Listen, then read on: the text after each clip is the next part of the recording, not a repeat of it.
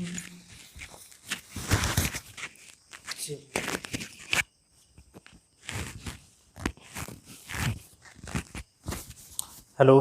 कैसे हैं आप सब। चलिए आज हम लोग स्टार्ट करते हैं लघुत्तम समापवर्तक। ठीक है।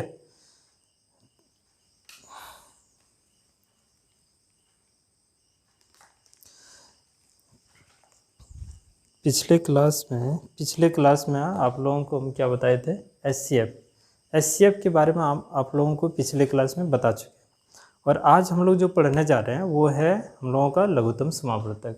यह है लघुत्तम समापवर्तक, जो लघुत्तम समापवर्तक को हम लोग पढ़ेंगे आज। ध्यान दीजिए थोड़ा। लघुत्तम समापवर्तक को संक्षिप्त में लॉ भी बोलते हैं। ठीक है।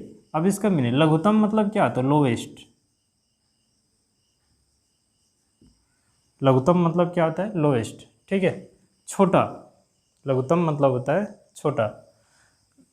और समापवर्त, समापवर्त मतलब देखिए, समापवर्त को अगर हम संधि विच्छेद करें तो सम जोड़ अपवर्त, अपवर्त मतलब होता है गुणज। अपवर्त मतलब क्या होता है, गुणज। हम एक बार जब क्लास अंतिम में हो जाएगा, लास्ट होगा, उसमें हम लघुत्तम समापवर्तक और महत्तम समापवर्तक के बारे में फिर से एक बार रिपीट करा देंगे। ठीक है। ये क्लास 10 का सिलेबस है, जो 2021-22 के एग्ज़ाम में फाइनल के लिए जो रिवीजन हम करा रहे हैं। क्लास में फिर एक बार याद दिलाते हैं कि टोटल का टोटल सिलेबस ख़त्म हो चुका है। क्लियर है। आज हम लोग सिर्फ अभी न्यूमेरिकल के दृष्टिकोण से पढ़ रहे हैं। जितना न्यूमेरिकल आपके एग्ज़ाम में आ सकता है, ऑब्जेक्टिव क्वेश्चन, और आसान तरीक़ा से जो आप बना सकते हैं, ये बात क्लियर है। अब देखिए, समापवर्त का होता है सम जोड़ अपवर्त। अपवर्त मतलब क्या होता है, गुणज होता है। अपवर्त मतलब गुणज होता है। देखिए, ये कल भी क्लास में कुछ लड़के आके बोल रहे थे कि ये लघुत्तम समापवर्तक महत्तम समापवर्तक थोड़ा ना एग्जाम में आएगा। आप याद कीजिए, वास्तविक संख्या जो आपका मैथ का पहला नंबर रियल नंबर है, चैप्टर वास्तविक संख्या, उसमें एलसीएम और एचसीएफ दोनों ही है। ठीक है। तो ऑब्जेक्टिव जब एग्जाम पूछेगा तो ये थोड़ा नहीं कि एनसीईआरटी में 4 गो क्वेश्चन वही 4 गो से उठा के दे देगा। कोई भी क्वेश्चन आपसे पूछ सकता है, किसी भी तरह का क्वेश्चन पूछ सकता है एलसीएम एचसीएफ डाल के। हाँ, अब बोल सकते हैं बहुत टफ लेवल का क्वेश्चन नहीं पूछेगा। तो जिस अनुसार से जिस लेवल का पूछता है वो चीज़ें हम बताएंगे। आप लोग सिर्फ पैसेंस रख के देखिए, और क्लास में बिठा के ऑब्जेक्टिव कराना मेरे बस की बात नहीं है। ठीक है। आप लोगों को ऑनलाइन के ही माध्यम से ऑब्जेक्टिव का सारा क्वेश्चन करना होगा। और जहाँ तक रहा बिहार बोर्ड के जो भी है, उन लोगों को थोड़ा सा क्लियर बढ़िया से पढ़ना ही होगा, क्योंकि वहाँ कोई टॉपिक की कटौती नहीं की गई है। और एलसीएम और एचसीएफ की बात है तो वहाँ भी वास्तविक संख्या के अंतर्गत ही एलसीएम और एचसीएफ डाला गया है। आप उसको ध्यान में रखते हुए और जो पढ़ा रहे हैं उसको पढ़िए। आपका बीबीडी का किताब हो, चाहे और भी कोई झारखंड में जो भी गेस्ट पेपर निकला है, आपका हर क्वेश्चन, हर गेस्ट पेपर का क्वेश्चन आपका सॉल्व होगा। सिर्फ आप पैसेंस बना के रखिए और ध्यानपूर्वक से देखिए क्वेश्चन। ठीक है। चलिए आइए मज़े लेते हैं। देखिए, लघुत्तम समापवर्तक मतलब होता है लोएस्ट। समापवर्त मतलब सम जोड़ अपवर्त। अपवर्त मतलब होता है गुणज। अपवर्त मतलब क्या होता है, गुणज। जैसे हम एक एग्जाम्पल ले, गुणज मतलब जानते हैं ना, पहाड़ा जो टेबल पढ़ते हैं, वही ना होता है। जैसे दोका का पहाड़ा पढ़ती है 10 घर तक, तो वो गुणज हो गया। ठीक है। उसी तरह से हम 6 और 9 का लघुत्तम समापवर्तक निकालने जा रहे हैं। तो 6 का अपवर्त, अपवर्त मतलब होता है गुणज। यहाँ जो लिखे हैं ये गुणज। ठीक है। 6 का अपवर्त जो है, 6 का अपवर्त का नाम मतलब हो गया 6 का टेबल, पहाड़ा पढ़ना है। तो देखिए 6 हो गया, 12, 18, 24, 30, 36, इस तरह से ये क्या होगा, बढ़ते जाएगा। ठीक है। ये आपका बढ़ते जाएगा जहाँ तक आप इसको ले जा सकते हैं। दूसरा, फिर 9 का गुणज लिखें तो 9, 18, 27, 36 इस तरफ का बढ़ते जाएगा।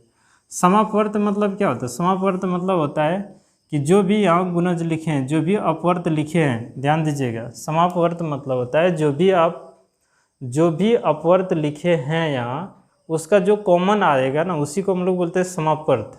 अपवर्त का जो कॉमन आएगा, देखिए इसका मतलब होता है मल्टीपल। बात समझे, मल्टीपल होता है मतलब गुणज होता है। और इसका समापवर्त मतलब होता है कॉमन मल्टीपल। जो कॉमन आएगा वो सारी चीज़ें आपको बता दिया जाएगा, सिर्फ समझिए। समापवर्त ये मतलब होता है जो यहाँ अपवर्त जो गुणज हम लोग लिखे हैं, यानी इसका हिंदी अगर मीनिंग समझें समापवर्त तो लिख सकते हैं सम्मिलित गुणज। मतलब इसमें जो जो गुणज सम्मिलित है मतलब मिलता जुलता जो है सिर्फ उसी को लेना है। मिलता जुलता क्या है, यहाँ से 18 है 18 को ले लिए, 36 है 36 को ले लिए, और कोई आगे आएगा कोई ना कोई संख्या और आएगा तो इसमें भी हम लोग डॉट डॉट कर दिए। उसके बाद यहाँ क्या कह रहा है, लघुत्तम मतलब इसमें से जो छोटा होगा, इसमें से जो छोटा होगा तो छोटा 36 और 18 में छोटा कौन है 18 ना, तो 18 हो गया आपका लॉस हो किसका 6 और 9 का। आप अगर आपको इस मेथड में समझने में दिक्कत हो तो आप फिर यहाँ समझिए।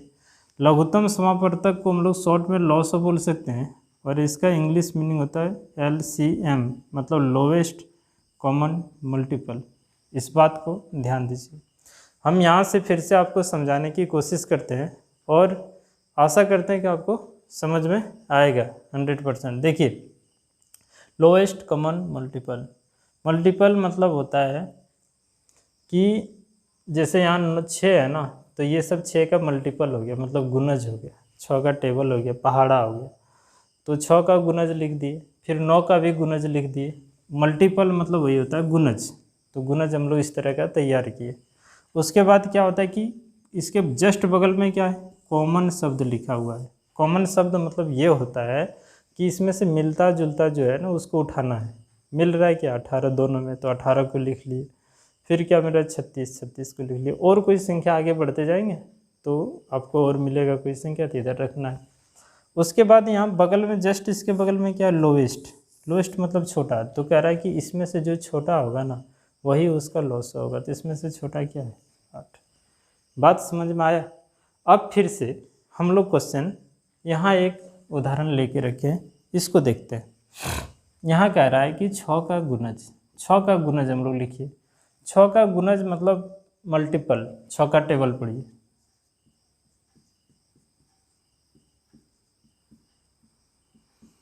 इस तरह से बढ़ते जाएगा।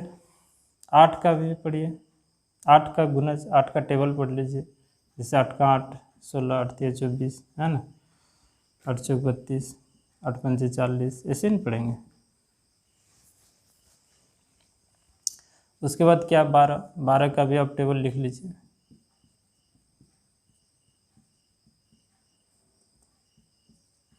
इस तरह से बढ़ते जाएगा, बात को समझिएगा ध्यान से।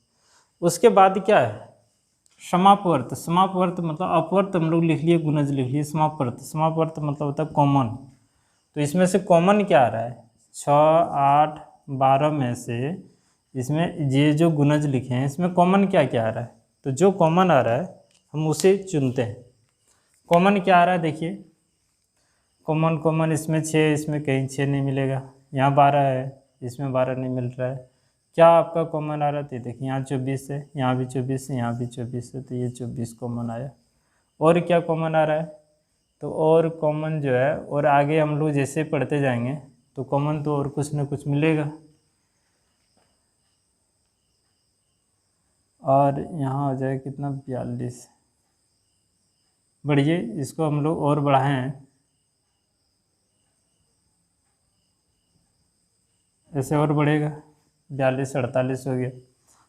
8 को भी बढ़ते हैं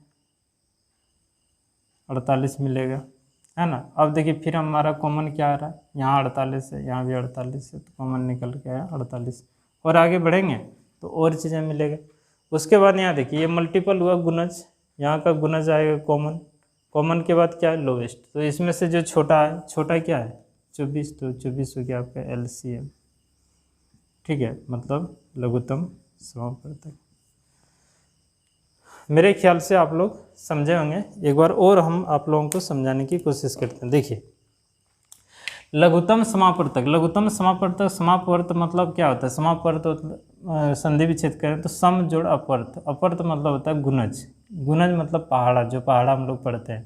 तो हम एक क्वेश्चन यहाँ उठा लिए हैं 6 और 9 का लघुत्तम समापवर्तक, तो 6 का अपवर्त जो लिखे हैं गुणज, तो ये टेबल इसका लिख दिए 6 का, 9 का यहाँ टेबल लिख दिए। ठीक है, 6 और 9 को समापवर्त, 6 और 9 को है ना, 9 को नहीं 9 के समापवर्त क्या होगा, तो 18 होगा, 36 होगा, मतलब जो मिल रहा सिर्फ उसको लिए।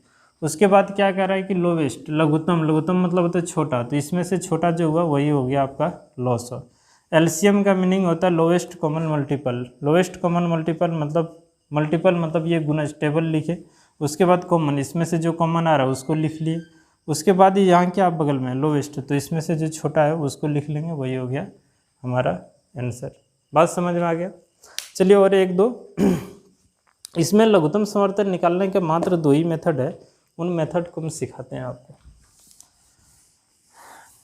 थोड़ा सा ध्यान दीजिए।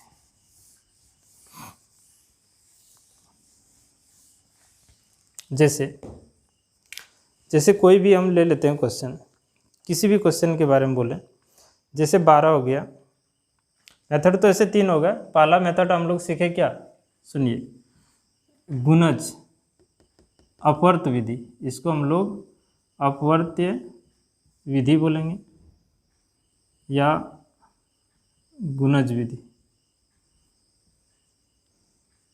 अपवर्त्य विधि बोलिए या गुणज विधि। दूसरा हम लोग अभाज्य गुणनखंड विधि, और एक होता है सम्मिलित अभाज्य, मतलब मिला के सबका अभाज्य गुणनखंड एक ही साथ जब निकालते हैं, वो एक अलग मेथड होता है। तो आप लोग देखिए, सिर्फ अपवर्त्य विधि तो अभी तुरंत हम लोग पढ़े, मतलब टेबल लिखना सबका, जो जो कॉमन आएगा वो कॉमन को लिखना है, और उसमें से जो छोटा होगा वही हमारा होगा लघुत्तम समवर्तक। दूसरा अभाज्य गुणनखंड के लिए हम एक उदाहरण ले लेते हैं, जैसे 12, 16 और 36 का एलसीएम, 12, 16, 36 का एलसीएम। तो पहला दूसरा मेथड हम लोग सीखने जा रहे हैं अभाज्य गुणनखंड, क्या अलग अलग, मतलब 12 का अलग अभाज्य गुणनखंड, 16 का अलग, 36 का अलग निकालेंगे। तो 12 को हम लोग लिखेंगे ऐसे, इसको तोड़ना है, 2 से भाग देंगे 6, फिर 2 से भाग देंगे कितना होगा 3, इस तरह का शेष 1 तक लाइए। 16 को भी 2 से हम लोग भाग देंगे तो कितना होगा 8, फिर 2 से भाग देंगे कितना 4, फिर 2 से भाग देंगे कितना 2, फिर 2 से भाग देंगे तो कितना 1। फिर 36 को लिखते हैं, 36 को अगर हम भाग देते हैं तो कितना 2 से भाग देंगे तो 18, 2 से भाग देंगे 9, फिर 3 से, ये हुआ। यानी 12 का गुणनखंड आया 2 गुना 3 गुना 1। 16 को लिखें तो 2 गुना 2 गुना 2 गुना 2 गुना 1, ये ना। 36 को अगर हम लिखें, 36 का ये अभाज्य गुणनखंड है, ठीक है, 2 2 3 गुना 3 गुना 1। अब यहाँ देखिए 12, 16 और 36 का लघुत्तम समवर्तक, लघुत्तम समवर्तक। तो इसका लघुत्तम समवर्तक कैसे निकलता है, अब ध्यान दीजिएगा। इसका लघुत्तम समवर्तक निकालना है तो सबसे पहले बात को गौर कीजिए कि जो मिल रहा है सिर्फ उसको लिखना है, जो मिल रहा है उसको लिखे। फिर देखिए 2 मिल रहा है, यहाँ 2 लिख ली। फिर क्या मिल रहा है, सब में मिलना चाहिए, तो ऐसा तो इसमें है नहीं कि सब में 3 है, 2 ही।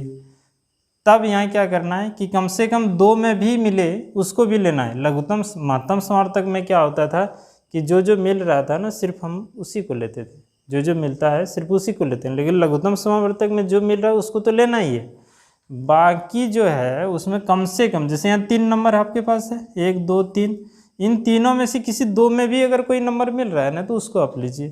तो जैसे यहाँ 3 है, यहाँ भी 3 है, तो ये दोनों 3 में 2 3 नहीं लिखना है, एगो लिखना है, एगो 3 लिखे। उसके बाद ऐसा कुछ नहीं है, सब अलग अलग है। अच्छा, ये लिखिए ना लिखिए कोई फ़र्क नहीं पड़ता है, आप लिखना चाहें तो लिख लीजिए। बाकी देखिए 2 यहाँ है तो इसमें नहीं है, 3 इसमें है तो इसमें नहीं, बाकी सबको ऐसे उतार देना, 2 गुना 2 गुना 3। अब इसको गुना कर लीजिएगा, जो आएगा वो आपका हो गया लघुत्तम समवर्तक। बात समझ में आ रहा है, देख लीजिए एक बार, ठीक है। थोड़ा इस जगह आप लोगों को लाइट पड़ता होगा, नहीं दिखाई देता होगा। तो 36 का अभाज्य गुणनखंड यहाँ हम लोग लिखे हैं, ठीक है। 36 का अभाज्य गुणनखंड आप लोग कहीं साइड में रख कर लेंगे, और ये आपका तरीका है। क्लियर हुआ यहाँ तक। इसी को हम लोग दूसरे मेथड में कैसे बनाएंगे, ये पहला मेथड सीखे, दूसरा मेथड सीखे, हम बोले सम्मिलित आवाज गुणन, मतलब सबको मिला जुला के एक साथ कैसे बनाते हैं। जैसे 12, 16 और 36, इसको एक ऐसी संख्या से भाग दे, एक ऐसी संख्या से भाग दीजिए कि तीनों को कटा दे। तो 2 से भाग देंगे, 6 यहाँ आएगा, 8 आएगा, और यहाँ होगा कितना आ जाएगा, 18 आ जाएगा। फिर देखिए 2 से सब कट रहा है, भाग देते हैं 2 से, 3 हो गया, 4 हो गया, 9। अब यहाँ इस विधि, ये विधि क्या कहता है कि कम से कम कोई 2 नंबर भी अगर कट जाए ना, तो फिर कोई संख्या से भाग दीजिए। तो देख रहे हैं यहाँ 3 से दोनों 2 नंबर कटता है, 3 1 3, 3 से ये नहीं कटता तो कोई बात नहीं, ऐसे उतार देना है, 3 से भागना, 3 3 9। अब देखिए ये प्रोसेस कब तक आपको जारी रखना है, जब तक नीचे में कोई सभाज्य संख्या नहीं आ जाए, मतलब कोई 2 संख्याओं का महत्तम समर्थक 1 आ जाए, या महत्तम समर्थक अगर नहीं भी समझ रहे हैं तो कोई बात नहीं, आप ऐसे समझिए कि नीचे में जो भी संख्या आएगा वो बाकी ऐसा कोई संख्या नहीं है कि कम से कम 2 को कटा दे, 1 को नहीं कटाना। हाँ, आप ऐसे भी कर सकते हैं कि अगर हम शेषफल 1 ला दें तो पर भी आपका आंसर सही होगा। आप यहीं छोड़ दीजिए और बाकी नंबर को आप क्या कीजिए, गुना कर लीजिए। गुना करने के बाद जो आपका रिजल्ट आएगा वो आपका लॉसर निकल के आएगा, लघुत्तम समवर्तक। बात समझ में आया? इतने ही लघुत्तम समवर्तक का प्रोसेस था। 3 मेथड से हम लोग लघुत्तम समवर्तक निकालते हैं। एक अपवर्त विधि, मतलब पहाड़ा पढ़ के जो कॉमन आए सबको लिखना, और उसमें से जो छोटा होगा उसको लिखना, वो आपका लघुत्तम समवर्तक होगा। अभाज्य गुणनखंड विधि, अगर अलग अलग करके निकालना तो ये है, अगर एक साथ निकालना आप इसको भाग विधि भी बोल सकते हैं।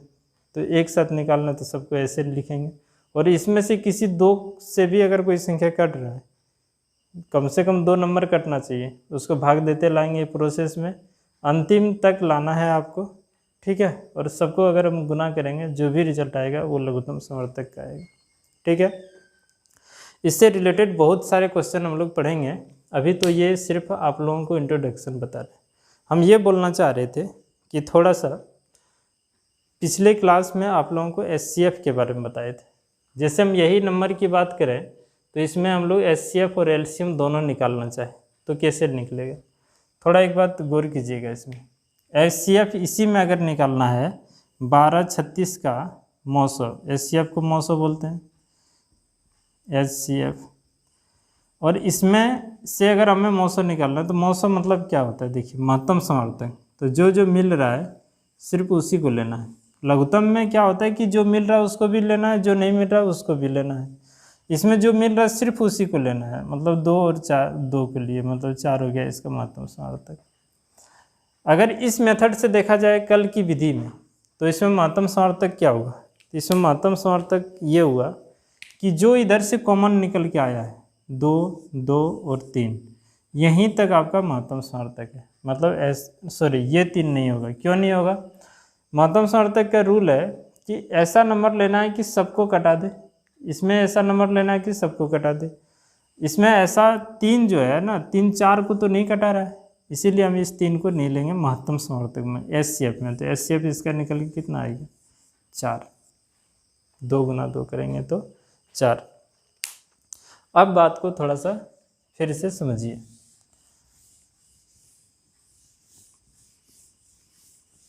एक और एग्जाम्पल के माध्यम से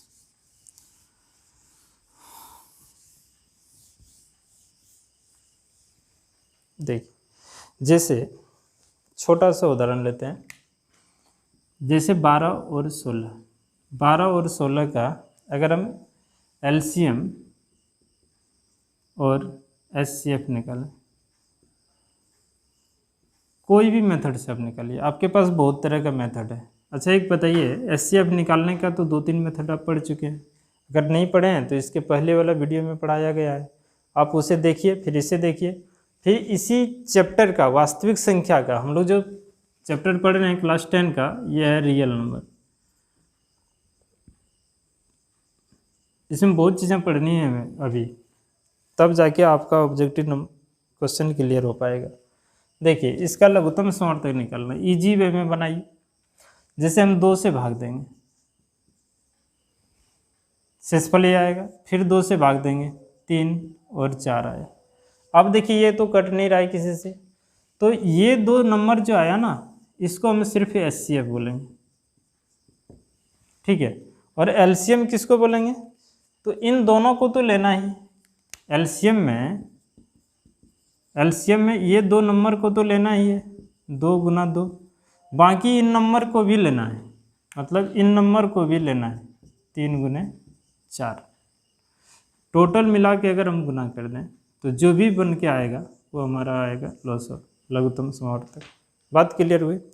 इससे हम बहुत तरह का क्वेश्चन पढ़ेंगे और ये क्वेश्चन, ये तरीका बहुत जगह काम भी आएगा। अब बोलेंगे किससे काम आएगा, जैसे पिछले साल आप लोगों को बिहार बोर्ड में पूछा गया था क्वेश्चन, एक क्वेश्चन हम आप लोगों को दे रहे हैं, एग्जाम में वहाँ पूछ दिया था बिहार बोर्ड में। बिहार बोर्ड वाले जो भी हैं वो थोड़ा ध्यान दीजिएगा कि बिहार बोर्ड में एचसीएफ ऑब्जेक्टिव क्वेश्चन कैसे दिया था कि 3x² y 6xy²